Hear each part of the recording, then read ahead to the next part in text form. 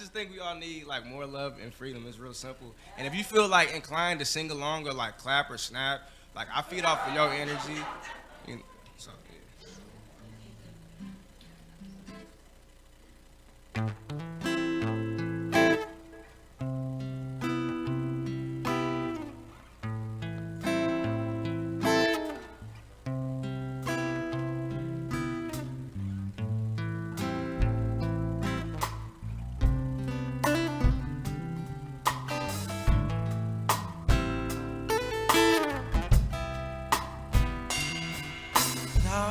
Love, freedom, life, freedom, love, love, love, freedom, love. All we need is love and freedom. All we need is love and freedom. All we need is love. All we need is love, love, love and freedom. And just throw your fears away. You have the right to life,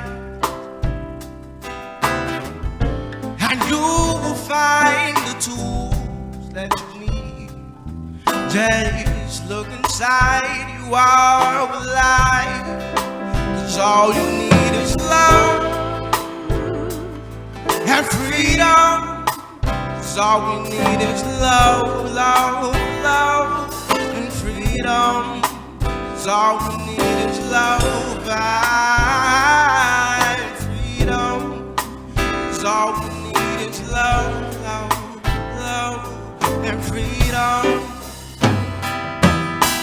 There'll forever be no one like you who walks like you and talks like you. Never ever be no one can do the things you do. You're valuable. Oh, never ever be no one like you who walks like you and talks like you. Never ever be no one can do the things you do. Your values is love and freedom. So all we need is love, love, love and freedom. So all we need is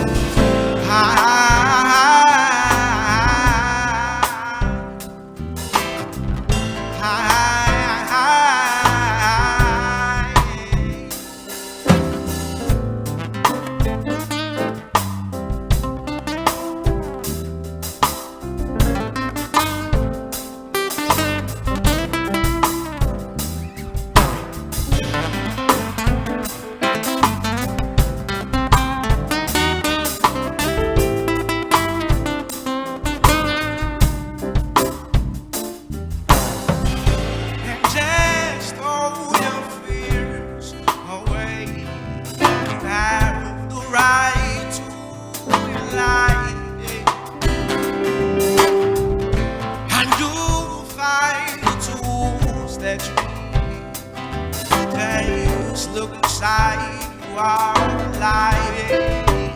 Love, love, love, love, freedom. 'Cause all we need is love and freedom. 'Cause all we need is love.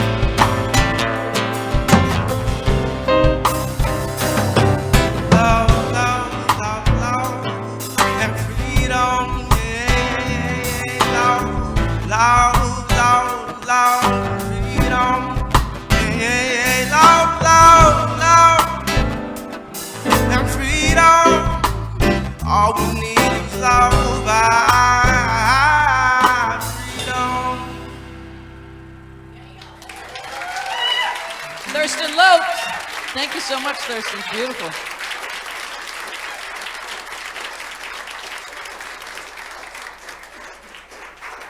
Thurston Lopes, everybody. Come on.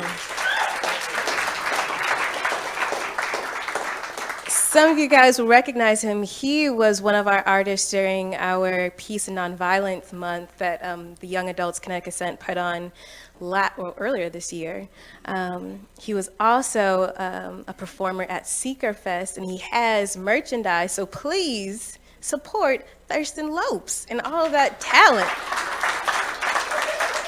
Just all delicious and smooth this morning. I really like that.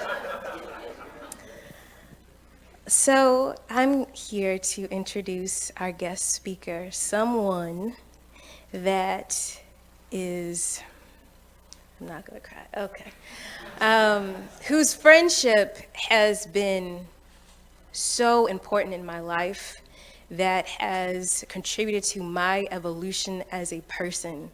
And I don't know about y'all, but I have lots of friends, but I can't say all of them have been, contributing factors to my evolution as a person. I can't say that. She is that person in my life. She is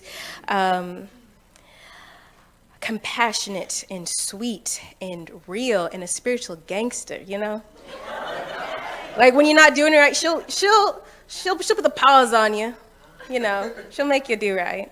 She is phenomenal. She is a woman that walks the walk. She is an example, and I am so honored to call her friend, and I'm so honored to introduce Miss Dana Robinson.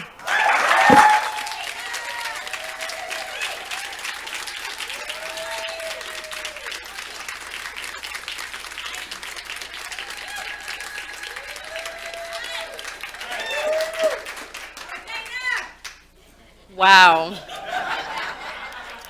Thank you, Christine. Thank you so much for that. Oh, and thank you, Thurston, for being here today. I love your music, and it's always inspiring and uplifting for me. And I thank all of you for showing up. I know that who is here is who's meant to be here and to hear my message today, so I appreciate you for showing up today.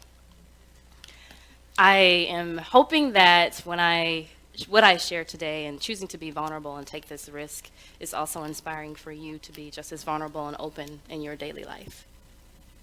I sat in meditation and I asked Spirit, what should I share today? What should I talk about? What do they need to know? And I got two clear answers. And one of them was, tell them your story. And the second one was, tell them about your manifestations. So that's why this talk is entitled The Miraculous Power of Yes. Yes. So about me, I am from South Georgia. I grew up in a two-parent home. I am the youngest of 6. Yeah, there are a lot of us. My mom is a creative woman, and she bakes the best homemade cakes from scratch. Yes. My dad, a Vietnam veteran. And being a Vietnam vet, my dad had challenges with mental wellness, and he also hoarded. So he was very physically and verbally abusive to us growing up. When I was 18, he almost killed me. We were the only 2 people at home, and he barged into the room in a rage, probably a flashback, grabbed me by the neck, and he was choking me. And I could feel myself fading, and the room was getting dark. I had given up. Luckily, one of my siblings came home and was able to break his grasp around my neck. I don't remember what happened after that, but I do remember that my perspective changed. And I started thinking to myself, I know there is better. I know I can have better. I know something is better than this. So, at the time, I had been accepted into 2 schools. One was a local university and one was far away, 4 hours away in Savannah. But I didn't have a car. So how was that going to happen? But keeping that in mind, I know there is something better. I chose to go to school in Savannah. My first semester there was really tough because I felt kind of guilty. And I kept thinking about the family members who were still back at home and dealing with my dad and his challenges. So that was a little difficult. But then one day I was sitting with a group of friends and just talking, and it clicked in my mind that I had choice, and I had made a choice. And even the deeper realization was that they also had a choice. And knowing that I had choice, it freed me. And so I flourished in school. I became a part of leadership organizations, and I volunteered, and I did service work. I loved it so much, to the point where I didn't think about what I was going to do after I graduated. Yeah. So I graduated and ended up having to move back home, but I moved in with a sibling instead. So during that time, I was thinking about work, but hadn't applied to any jobs, and I got a call. And it was from the university that I had just graduated from. And they said to me, well, we heard about you because you've done some leadership work, and you were referred. We want to know if you want to be a recruiter for us. But I had to do a phone interview first and go through that whole process, you know, the whole politics with that. So I said yes, and I remember very clearly they also said to me, will you have a car so you can do this position? I said yes. But mind you, I did not have a car at the time. So my mom and I went looking at local dealerships for cars, and I saw this Toyota that I really liked. But they told me that I had to have credit. I had no debt, and I had to have debt to have credit. I don't get how that works in this country, but that was the case.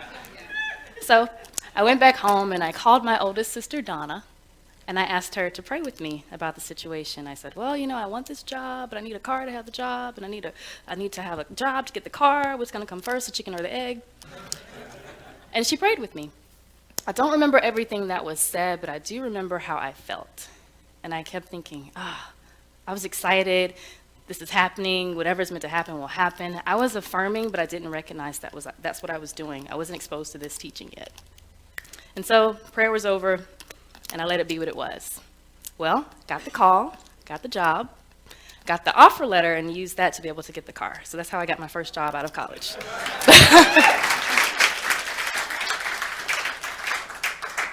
When I was back at the college and working for them, I was able to hang out with some of my friends who hadn't graduated yet, or they were a couple of years younger than me. And there was one particular friend named Kenny Reeves.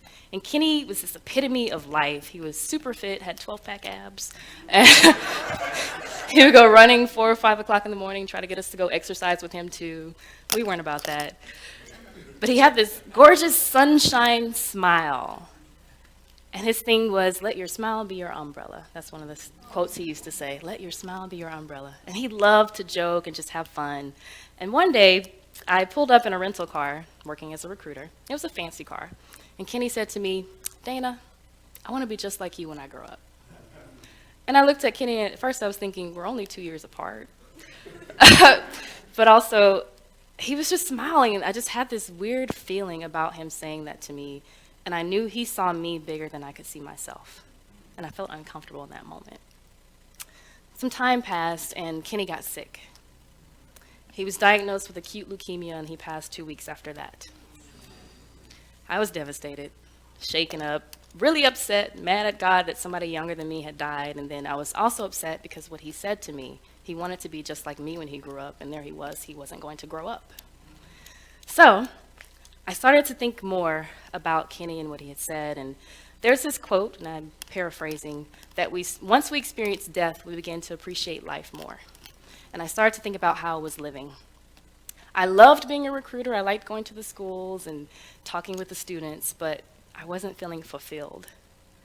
And there was this talk by T.D. Jakes. I don't remember the title of it. And I was listening to it in the car, driving somewhere as a recruiter. And he mentioned passion and anger. He said, what are you angry about? What do you feel passionate about? That's a part of your purpose. And I remember sitting down, I pulled over to the parking lot, took out a sheet of paper, and I wrote a list of things. It was 7 things on that paper, but none of those things was recruiting. Yeah. So through recruiting, I was able to see that I have a passion for working with young adults, and I wanted to be more involved with their lives and to really look at their strengths and build upon their strengths. I felt passionate about that, and I learned that from being a recruiter. But I decided to take an even deeper leap of faith and apply to grad school here in Atlanta. Let me tell you about that. I had thought about Atlanta before, but there was no way I was going to go and drive in this traffic. I was afraid of this traffic. However, the funny way the universe works, being a recruiter, one of the places I was assigned to go and recruit was Atlanta. So I had been driving here several times for my work. That was no longer an excuse. Yeah. So I ended up going to grad school here at Georgia State to study professional counseling. And I remember very clearly my first semester here, I recognized I had some underlying junk that I needed to get rid of. And it was related to my dad, some stuff that was still there. It was Father's Day that semester, and I cried. I sat at home and I cried, and I thought about how I hadn't really celebrated that holiday like I wanted to, and like many people have. So I wrote a letter to him. I wrote out all the things that I was feeling about the situation, all of it, just put it all on that paper. And I got a thought, maybe I should mail it. So I did. I said, I have nothing to lose, so I put it in the mail. I didn't get a call back. I didn't get a letter back. A few months later, it was Labor Day weekend, so I went to my hometown. And before I could get out the car good, there was my dad standing at the door with a letter in his hand. He said, "You want answers?" And I looked at him and I got a little sassy and I said, "Yes, I do." So believe it or not, we sat down and we talked it out, everything that I had written down. And we just went through all of that junk, and I could feel like we were sweeping the dirt from under the rug. And he apologized. Furthermore, once that was done, I felt that I still needed to reconnect with him in a different way. So I went to see Joyce Reynolds. Some of you know her. And she gave me some practical, energetic, and spiritual tools to use to be able to recreate my connection to my dad. And one of the things she had me do was write out his name and all the things that I love about him. And so I would read that daily. She gave me a period of time to do it. I ended up doing a little longer than she said, but I had an intention behind that. And then there was this workshop, You Can Heal Your Life, co-facilitated by Greta Counts. You guys were always around me. So I went to the workshop, and it was there that I was able to dive a little deeper and say, you know what? I forgive you, Daddy, for not being who I wanted you to be. And I could feel the shift. Something changed. And it was right around that time I had just graduated, was about to start a new job, had moved into a new place, and I was in that weird place, getting ready to pay back those student loans, and needed some financial support. And I didn't want to call any of my other relatives, not my mom, not my siblings. I was trying to figure out how I was going to work it out. But I kept hearing this voice say to me, "Dana, call your dad." And I said, "No, Dana, call your dad." "No, Dana, call your dad." Okay. So I called him. And the first thing that he said to me was, "I've been waiting for your call." And from there, I told him what was going on with me and how I was feeling and the financial situation. He said, "Dana, I'm your dad. I love you. I'm a man, and I know how to provide for you. I've got you covered." Our relationship changed completely from there. We started talking almost daily. I learned a lot about his childhood, what was it like to be a Vietnam vet, just the things that happened in the war. It was a beautiful experience, and we could talk about some of those taboo things with metaphysics because he had a more open mindset, quite a free spirit. As some of you may know, my dad passed in September of this year. And it's been a challenge. I will say that the biggest lesson I learned from him was the power of forgiveness and how that can turn into true compassion and appreciation. And the other beautiful thing from that experience is I got to see his spiritual journey. I remember as a child, he talked about us and them and racism and prejudice because that's what he grew up in. But then right before he passed, he expressed, we're all one. We come from one source. We all are expressions of the divine. So that was a wonderful thing to witness. And I am so grateful that I got to witness that. Another reason that I am standing before you today is that earlier this year, I went to Ghana, West Africa, by myself. Yes, and I stayed for a month. The way that that happened is what we could say is like a miracle. And it started about 2.5 years ago. I had this thought. That's when this seed was planted. And I thought, I want to go to Africa. I think I want to go to Africa. It was just a little thought. I played around with that. And then it turned into me doing some research. So I found this app where I could, yeah, there's an app for that.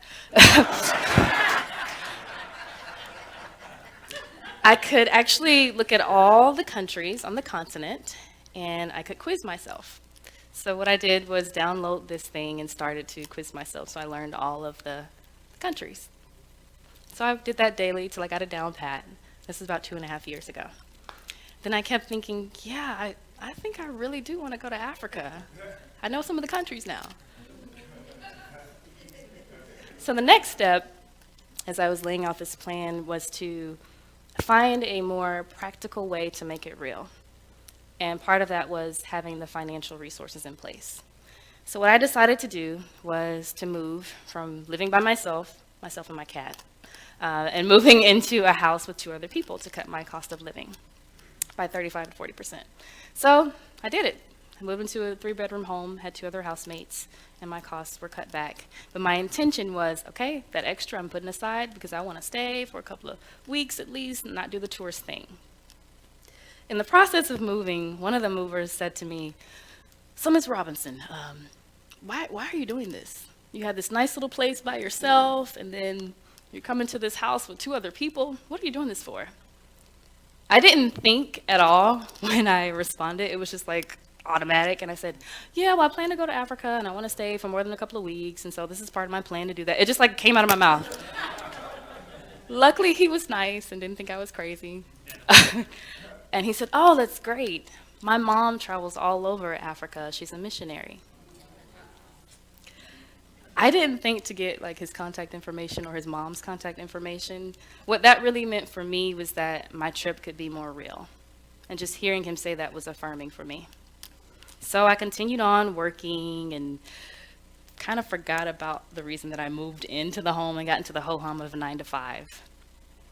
And then an opportunity arose for another job. It was a $10,000 pay raise for a private company. So I took that opportunity. Still forgot about the reason that I moved into the place in the first place. Started working at this job and I recognized that I did not like it so much. More money meant more work. 60 hours a week instead of 40. And I started to lose sight of what the whole point was in the first place. Well, I came to a Sunday service and David Alt did a talk on beauty for ashes. I don't know if y'all were here for that. Ooh. So I was here for both services because we danced that day, but I remember in that talk, I cried. And it was because he pointed out how we hold on to things that we don't necessarily need to hold on to, and it prevents us from allowing something beautiful to be born. And I was holding on to some junk.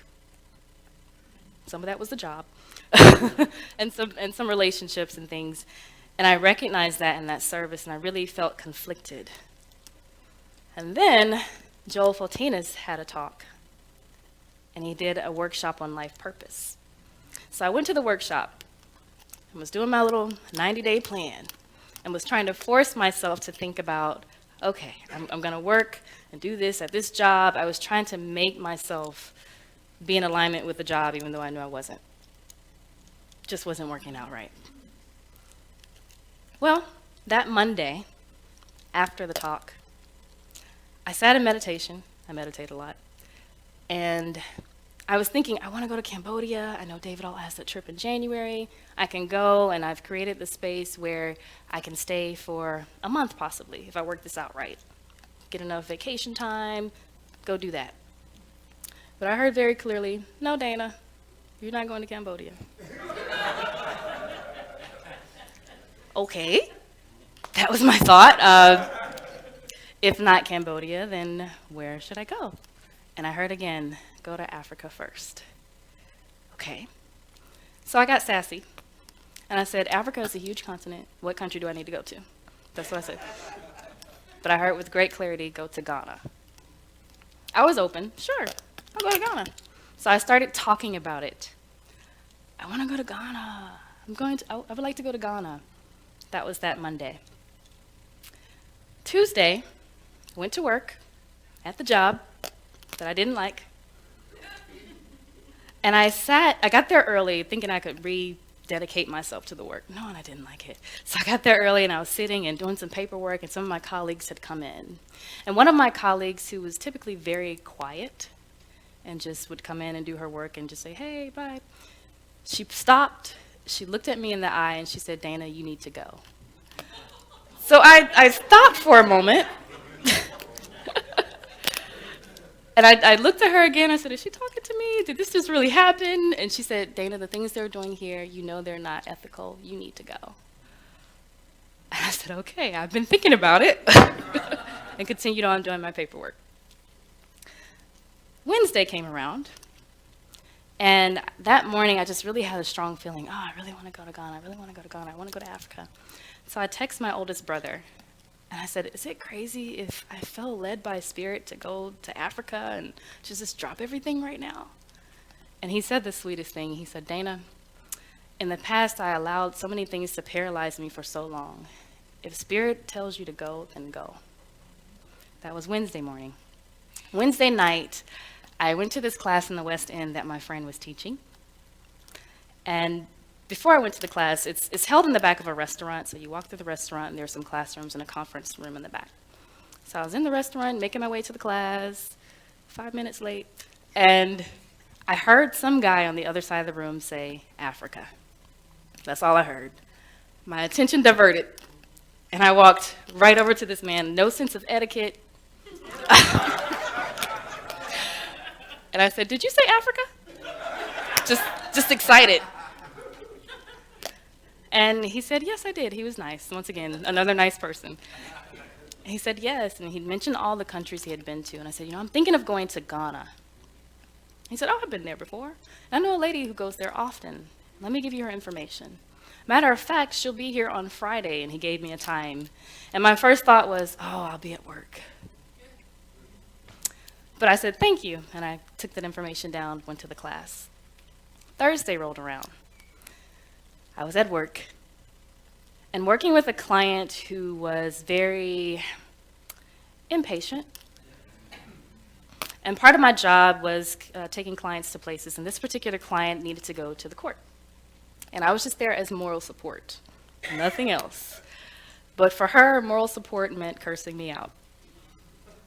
And normally I'm very patient, very calm, very quiet.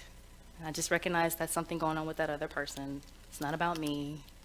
But that day, I was kind of tired. So I ever so kindly just said, excuse me, ma'am, I need to go to the bathroom in the middle of her rant. And so I stepped out and went to the bathroom and looked at myself in the mirror, and I said, I'm done. And right at that same time, I received a text message from a dear friend of mine. They said, had enough yet, Dana? Question mark. No lie. And I text back, yes, in all capital letters and 3 exclamation points, yes. Well, I got a call after court to meet with the people that were over the company. So I went and talked with them, and they decided they wanted to terminate my contract with them. Somebody's clapping. And I admit that this is the first time I ever have been laid off, and I cheered. I gave them back the name tag and just gave all the supplies, and I said, yes, as I walked out the door.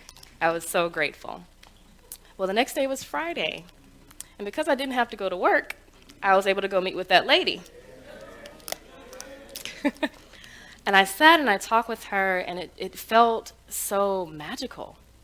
She gave me all of the practical things that I needed to do to go to Ghana, how to get a visa, how much money I should have, places I could stay, people to connect with. And so we ended up talking, and she asked more about me, and I just shared about myself. And as we were sitting there, she started to get this little twinkle in her eye. And I said, what's happening here? And she said, hold on just a moment. She went and got her laptop, and she came back, and she started typing. She was sending an email to somebody. I didn't know who. I thought she had some work to do. And then she said, I have a friend who's been there for 12 years, and you all sound like you have a lot in common. How about you send him an email with your name and a little bit about you and your contact information? So I did. I obeyed. I said, sure. Sent out the email. Didn't think much about it. That was Friday. Saturday, I got a call from that person. Yes. And we talked on the phone. He was still over in Africa. And we were talking on the phone, and he said, Dana, what do you need? And I was honest, and I said to him that I didn't want to do the normal touristy thing and just go for a week and come back. That's not fun. I expressed that I wanted to be able to stay for a month, and I needed a place to stay to be able to do that. He said, okay, let me think about this. He took a deep breath. He said, I talked to my wife, and yes, we're willing to host you. You can stay with us a month or 2 if you would like. Yay, I was excited about that. On top of that, he expressed to me that he and his wife would be coming to Florida to celebrate their anniversary. And he told me what time they would be here, and it worked out that I was able to drive down to Florida and meet them in person. Yeah, so I got a feel for them. And he also shared with me that the woman I had met in the store had known him for 20 plus years. And he said for her to give you my information and then have you provide your information to me says a lot about you. And she knew that you were serious about it. I said, yes, I am. Well, it turns out that March 31st of this year, I left and went to Ghana, West Africa, by myself. On the way to Ghana, I met this young lady at the airport, the Atlanta airport. Her name was Aisha. And Aisha was from London. Very sweet lady in her late 20s. She was a medical doctor. And she was on holiday, as they say. And she traveled to different parts of the US. She said, I've been traveling by myself for 10 years now. Oh, you get the bug, you love it. And I told her where I was heading to. I said, I'm going to Ghana. She said, oh, I would love to go to Ghana. I have this vision of creating this type of medical facility and providing them with equipment. And I could see the passion pouring from her. So we got to chat for a little bit. And then it came time for her flight, and she had to leave. But before she left, she said a few things to me. And she said, you have such a warm energy and a great spirit. I just want to give you a hug. And then she also said to me, don't look back. So I kept that in mind as I was sitting there in the airport. Got on the plane, had a layover in Amsterdam. I do not speak Dutch. So when I was there, I was a little nervous, but I started to just watch the crowds of people. And I recognized this gentleman. He was a Ghanaian man. And he told me he worked for Amnesty International. I never got his name, though. He was like my guide from Amsterdam all the way through my trip to Ghana.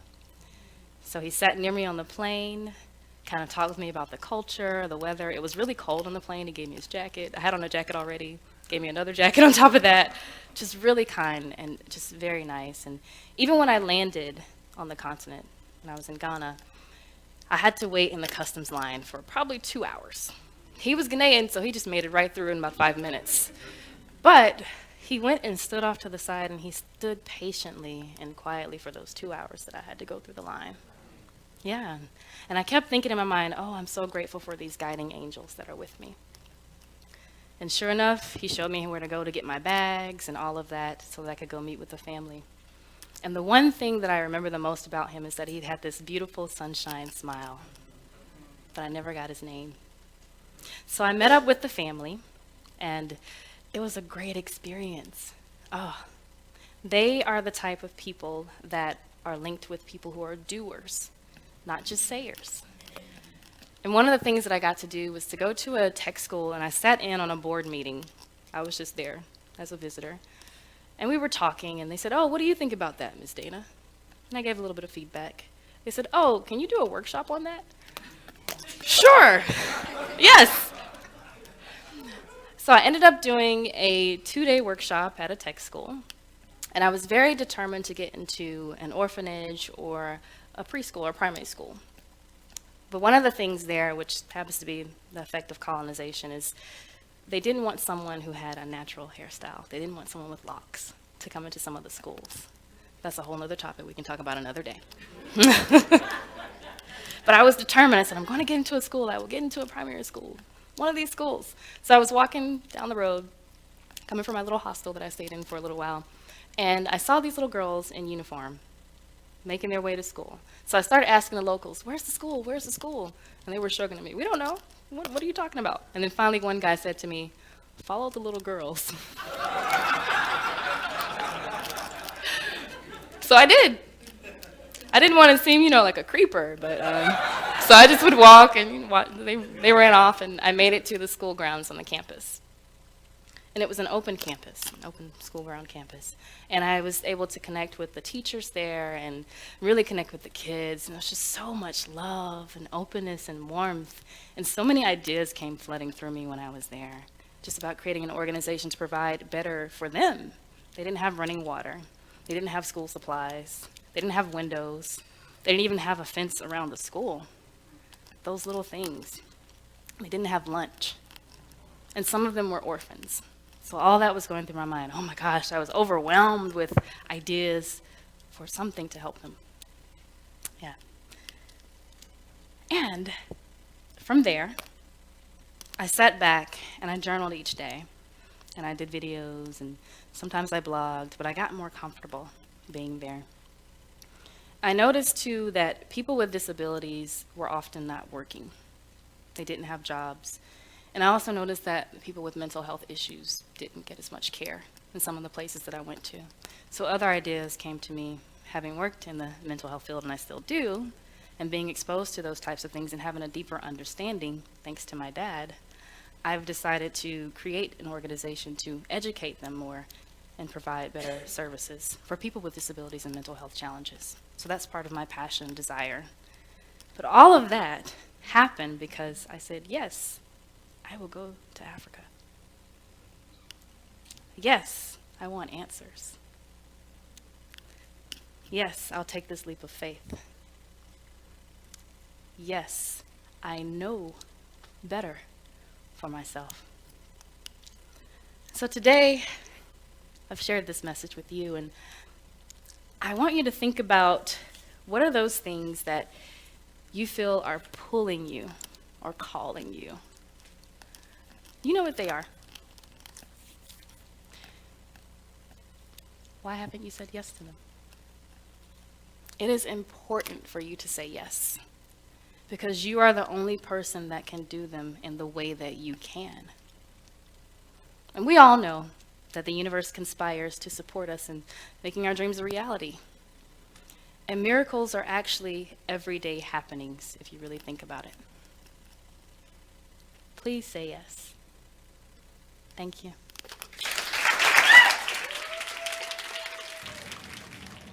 Hi, I'm David Alt, and I simply want to say thanks. Thanks for taking the time to watch our broadcast here at Spiritual Living Center of Atlanta. We have a vision, and that vision is to reawaken all to their spiritual magnificence. And one of the ways that we are able to do that is through this very medium of broadcasting. So if you got anything out of this, if you felt in any way inspired, or if something spoke to you directly, then I extend an invitation to you to become a part of our family by donating. And there are many ways in order for you to be able to do that. One is to simply go to our website at slca.com, and there you will find all different kinds of prompts that will help you support what it is that we are doing here in Atlanta.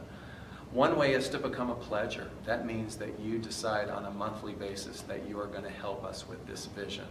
Another way is to donate through our management system called Fellowship One, another through PayPal, and another even easier way is on your cell phone. You can do what's called text to tithe, and that number is 404-796-7030.